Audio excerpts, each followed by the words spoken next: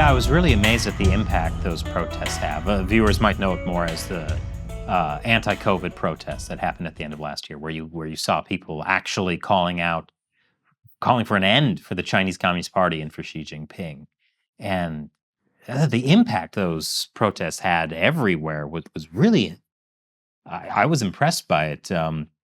Even like a lot of the Chinese diaspora or students studying abroad, it kind of I saw that it made this impact where it seemed like many people had been harboring these, like hatred for the Chinese Communist Party, but they didn't want to say anything because they didn't know how anyone else felt.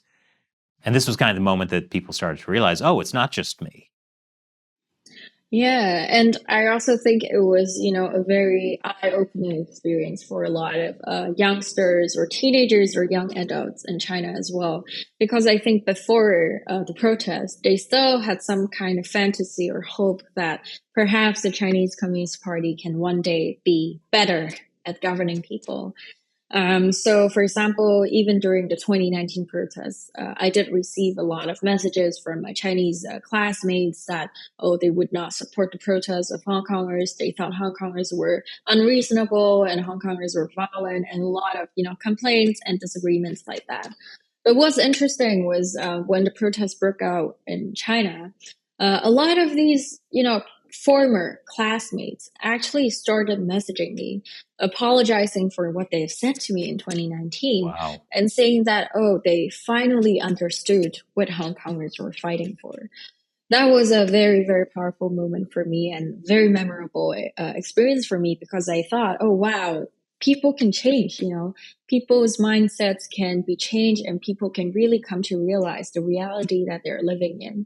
And hopefully there would be more moments of, honesty and truth and revelation to a lot of the Chinese people who are inside of China, because they really do only have very limited information to the kind of society they're in. But still, I do see this as, a very long process. It may take decades, it may take generations, I don't know. But with Chinese nationals traveling more and more frequently, around the world, I think they're getting more exposed to the set of universal values and to the set of reality that is actually inside of China. And that's a positive development. That's a good way for them to see and start realizing actually something is wrong with China.